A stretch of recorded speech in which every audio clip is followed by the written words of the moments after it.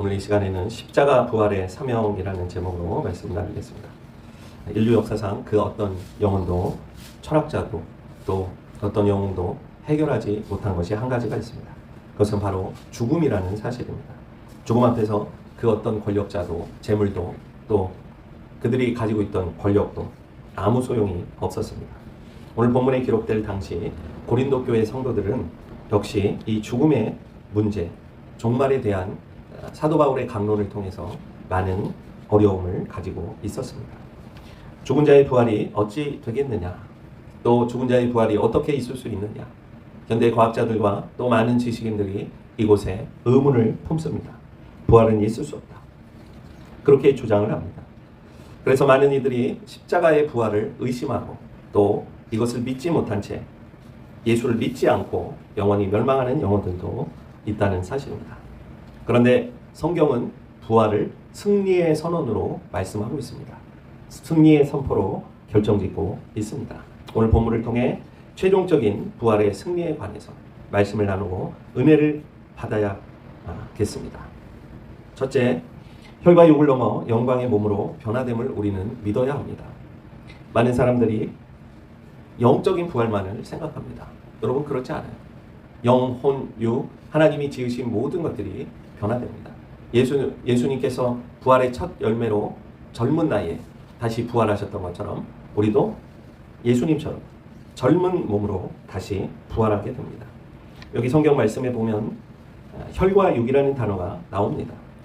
이 단어는 단순히 죄악된 본성만을 의미하는 것이 아니라 인간이 가진 유한하고 제한적인 썩어질 수밖에 없는 물리적 육체의 상태를 총칭하는 유대인의 관용 어구입니다.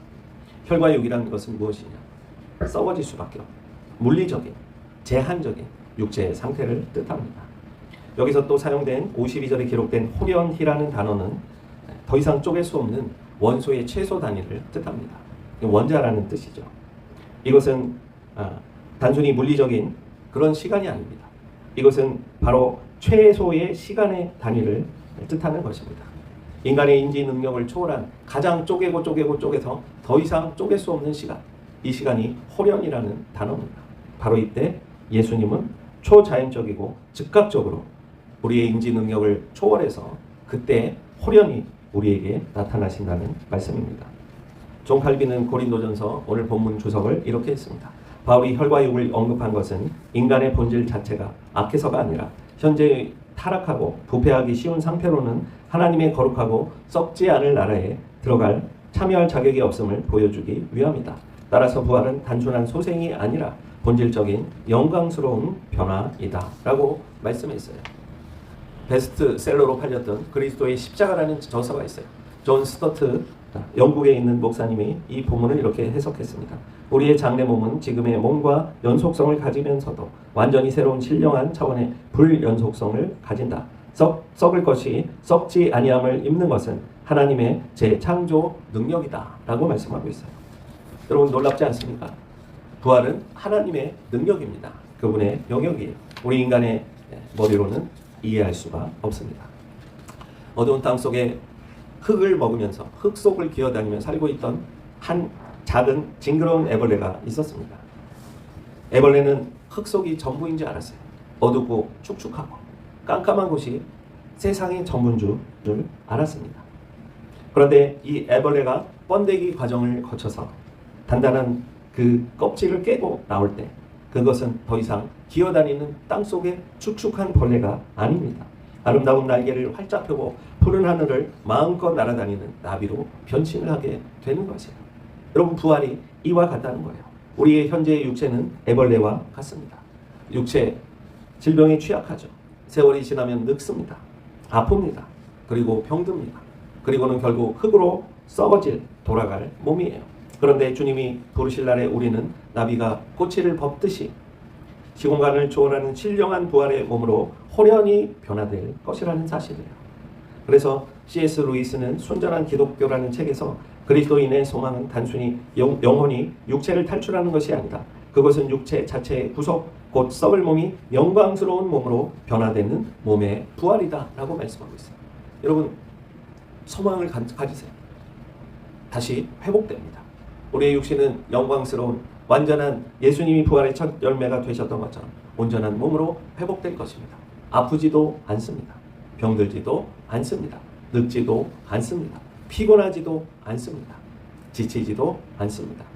늘 그 마음속에는 생명과 평강과 기쁨과 사랑과 희락만 넘쳐나는 상태가 되는 것입니다.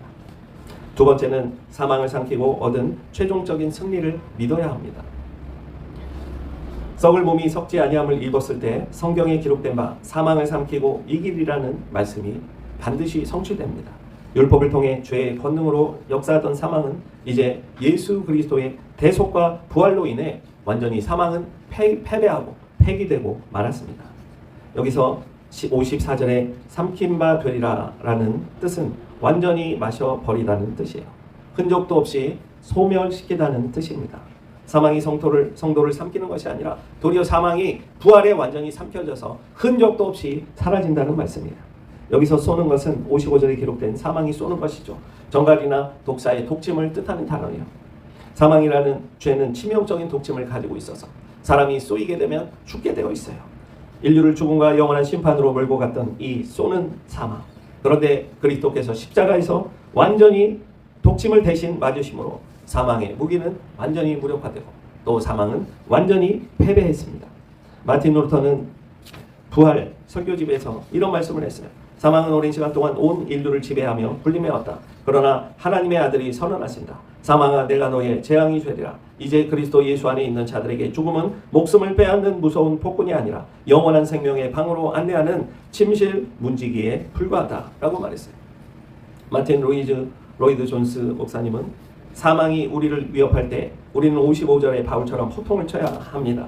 사망아 너의 승리가 어디 있느냐? 이곳은 허세가 아닙니다. 십자가와 무덤에서 사탄의 머리를 깨뜨리신 예수 그리스도의 완전한 구속 사역에 근거한 법적인 확신입니다. 아멘. 한 아버지가 어린 아들과 함께 벌판을 걸어가고 있었어요. 그런데 어디선가 커다란 독침을 가진 벌 한 마리가 날아와서 아들의 얼굴 주변을 윙윙거리며 쏘려고 위협하기 시작했어요. 벌 알레르기가 심하게 있던 아들은 겁에 질려 울부짖었습니다. 그때 아버지가 빠르게 손을 뻗어서 그 벌을 손아귀에 움켜잡았습니다. 잠시 후 아버지가 손을 펴자 벌은 다시 날아올라 아들의 주위를 맴돌았어요. 그리고 계속 위협했습니다. 그러자 아이가 소스라치게 놀라서 아빠 어떡해요? 어떡해요? 그런데 가만히 아빠의 손을 보니까 그 손바닥 안에 독침이 꽂혀 있는 거예요. 여러분 예수님이 대신 이 죄와 사망에 쏘는 독침을 예수님이 대신 맞아주신 거예요. 독침이 빠져버렸어요. 사탄 마귀는 지금 그런 상태입니다. 사망은 그런 것이에요. 더 이상 위협할 수가 없는 거예요. 윙윙거리고 날아다니며 위협을 해도 독침이 빠진 벌이라는 사실입니다. 독침이 빠진 벌은 얼마 못 가서 죽습니다. 아무런 능력도 없고 아무런 위협도 되지 못하는 것입니다. 사망이라는 독벌이 우리를 지옥의 공포로 몰아 넣으려고 할 때 우리 예수님께서 그 십자가의 사망의 독침을 제거해 주셨다는, 온몸으로 십자가에서 피 흘려 죽으심으로 받아내셨다는 사실입니다. 죽음은 침없는 벌과 같아서 결코 우리를 해칠 수가 없습니다. 티모시 켈러의 유명한 저서 인생 질문이라는 책에 보면 예수 그리스도의 부활은 과거에 일어난 하나의 사건에 그치지 않는다. 그것은 인류의 가장 큰 원수인 사망의 권세가 공식적으로 파산했음을 알리는 우주적인 선언이다. 사망이 끝났다는 거예요. 우리는 장례식장에 가서 장례를 치르면서 그리스도인의 장례식은 천국 환송식이에요. 다시 부활의 소망이 있고 다시 만날 수가 있어요. 여러분 그런데 기독교가 아니고 다른 장례식장을 가면 너무나도 우울하고 어둡고 슬프고 암울해요.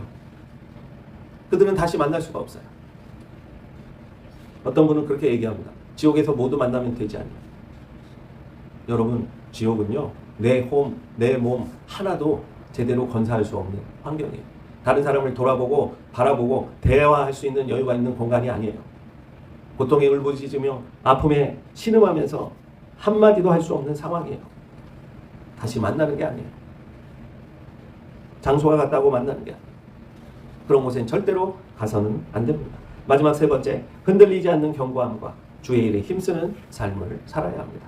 이것이 부활의 소망을 가진 믿음의 사람들이 취해야 할 일이에요. 오늘 본문에 부활의 확실한 승리를 가진 성도들은 현실의 고난과 유혹 속에서도 흔들리지 않아야 돼요. 첫 번째, 58절에 견실하며 흔들리지 말고 라는 단어를 사용하고 있는데요. 헤드라이오스라는 단어는요, 건물의 기초가 단단하게 박혀있는 상태를 뜻하는 것입니다. 그래서 이 건물의 기초가 단단히 박혀있는 것은요, 아무리 지진이 일어나고 풍파가 또 폭우가 쏟아져도 절대로 쓸려가지 않아요. 견고한 기초입니다. 건실하며 흔들리지 않는 거예요. 여기서 58절 헛되지라는 단어는요, 속이 텅 빈 결과물이 전혀 없는 이란 뜻이에요. 세상의 수고는 세월이 지나면 허무하게 사라집니다.